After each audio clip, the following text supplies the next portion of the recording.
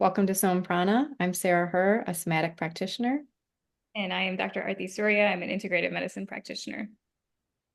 Today, we wanted to discuss religion and how you can use religion to help heal your nervous system in ways that maybe it's not actually helping move you towards more healing.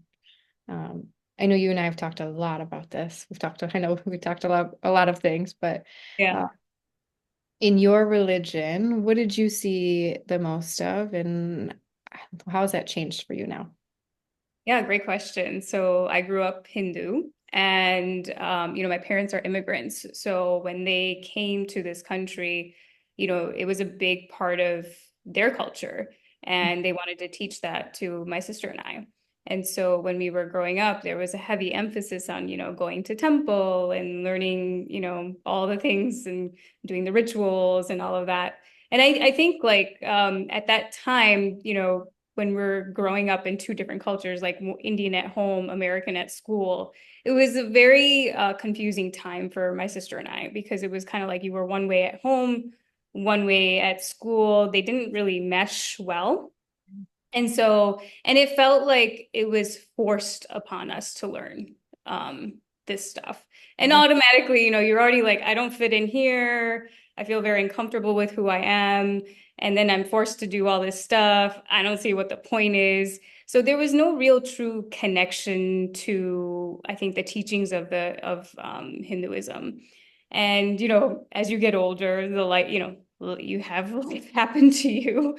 And through that process and your own evolution, I started to kind of come back to some of the stuff that's seen in Hinduism and yogic philosophy and everything. And I'm like, oh, this really does resonate with me. And now it's coming from more of meaning and purpose and connection to myself, to others.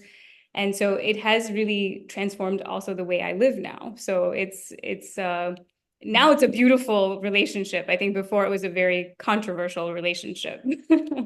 Yeah, yeah, I could see How that. is it? How was it for you growing up?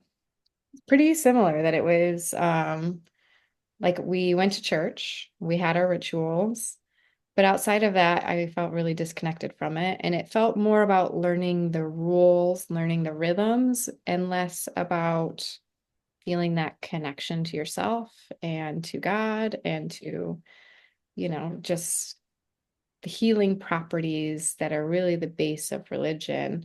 I just remember hearing all of the things I was supposed to be doing, all of the lessons, all of um, the reasons we're supposed to be behaving the way we're supposed to be behaving. And I remember sitting in church and everyone looked so stoic, like we're just all supposed to sit and just listen. And that I think that really pushed me away is just like be quiet, be this good little girl in church and listen. And now as an adult, it's like, yeah, I feel more connected to God, but not as much in that setting. I Mhm. started to feel the lessons are great, but it doesn't always make me feel in connection with myself, which doesn't help me process through things it was more like feeling very like sit here and be a good little girl is how I felt at least. And maybe that wasn't the messaging I was supposed to be getting, but that's how I remember, feeling back then. And I think part of it is religion. We've become it felt so disconnected from the base meaning. And sometimes we would just get stuck in the rules and the rituals and forget the importance is really in the connection to yourself. Mhm. And I think this is a really good point. And it's like, why is the connection to yourself important? Because I think everything stems from that. Your relationships, your health, how you navigate the world, the amount of like stress your body can endure, all really depends on being authentic to yourself, which I think, religion and faith really help you give you an anchor for, which is beautiful because otherwise life can really like knock you off and you may not even know how to get back on, Yeah. So it can be a beautiful anchor to connect with yourself and physiologically, like from the nervous system standpoint, because you and I are both obviously nervous system nerds. Most of it comes from the body, the information that we're sending to the brain. And that influences how you're going to interact with people, how your self-talk is to yourself, what the physiology and health of your body is. So it's a Yeah, beautiful way to actually create health.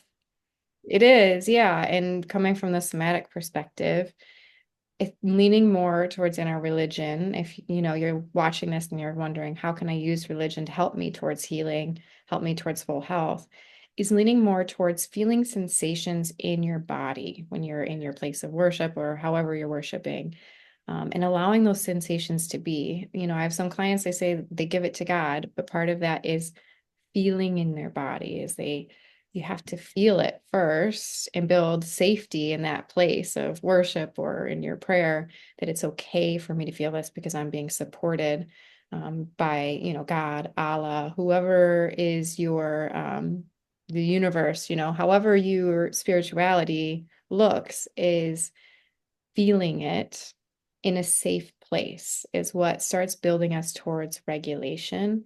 Um, and sometimes I know we talked about the rules and we how sometimes the rules can be harmful or they can be helpful. So would you want to expound a little bit on that? Sure. Yeah, I think like sometimes with rules and habits, like there can be very grounding because like, if you get up in the morning and do some breath work or connect, pray, whatever it may be, that can easily become a habit, but a habit that you are just kind of doing on autopilot versus actually truly connecting with yourself.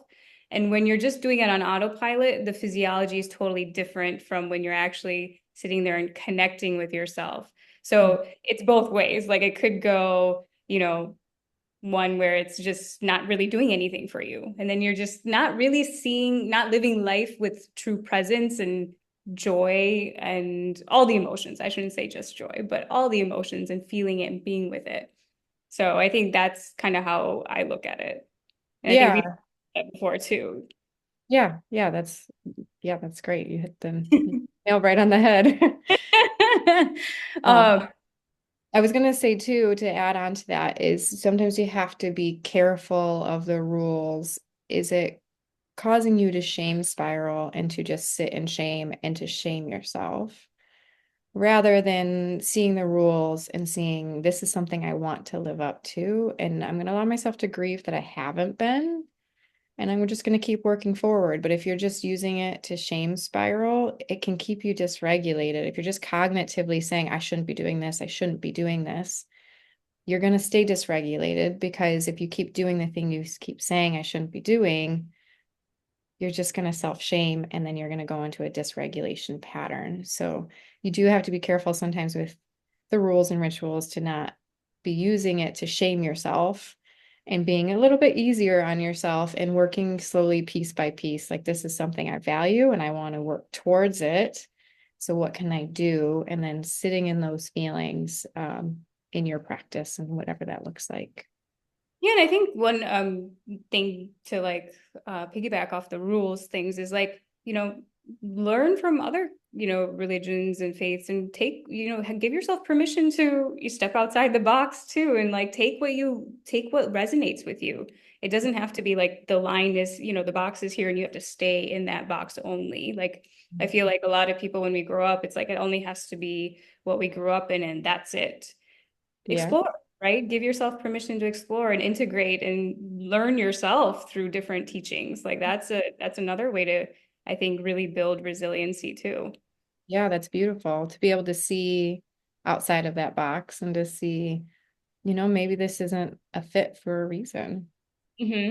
And like you make really good points with the rules portion is like we're really bombarded in the wellness world. Like you and I have both been in the wellness world for a while. There's a lot of rules that like you need to do this for good health and you need to do this and this and this and this. And if you know, like your electrolytes and this is the type of diet you should eat and all this stuff. Again, I think you and I were just like simplify it, see what resonates with you. Don't go by what experts are saying. Yeah.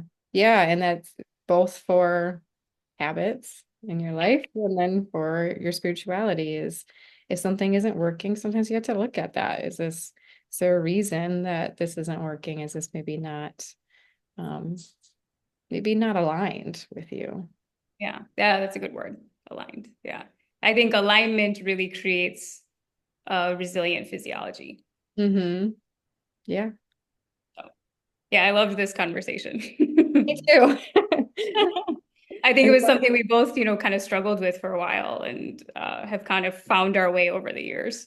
yeah, because I think you and I both at our root are very spiritual, but we are trying to find that way into health with that and reconnecting with that in a safe way was it's been beautiful. But so I did want to say a little bit how exactly to make that look if you are just coming from the somatic practitioner, like Yeah, how of I course. usually tell clients to make it look as if you go into a prayer or you go wherever, however your worship looks, is always make sure to tune into the feeling and the sensation and allowing that to be there in a safe way. So, if you start feeling really unsafe, it's okay to pull out of it. Um, but if it's a manageable, crying or, whatever that looks like, if it's manageable, staying in the feeling and the sensation and not in the story. So, what I mean by not in the story is the story that is coming out with that feeling. Like, I'm not great. I'm not, I'm a failure. I'm this. I'm whatever the story is, you can notice it, but coming back to the feeling and the sensation, that always moves us through it. When we get stuck in the story, we stay in the feeling. And you can do this with religion by, connecting with that higher form and feeling that higher form, and that can be regulating as feeling that love or that abundance in your system, alongside of this emotion, and working towards that really is where religion has helped so many people heal. So Mhm. And I think to bring the science portion to it is that like when you're living in that feeling, that thought continuously, you're ingraining that neural pathway and that physiology that follows it even more. So mhm, the real, like you were saying, the real way to move through it is to be with that feeling and bring safety to it. mhm, And that is where, religion can be very, very helpful and help you move through it. The goal of life is to evolve and move through this stuff, not stay stuck in it. mhm. Yeah. And that's a very hopeful thing to say. Yes, yes. So it's I think a good way for us to all evolve into, the next version of ourselves. I don't want to say higher or better. It's always just continuous evolution. Mhm. Yeah, that's beautiful. Mhm. Awesome. Well, we do have courses if you want to go to our page at SomPrana on Instagram, on Facebook. It's also somprana.com. Go on and you can see right now we're offering a hormone reset course, but this is nervous system based work. So it's always helpful to anybody because we are helping heal the nervous system, which is where we see is the root to most things. 100%.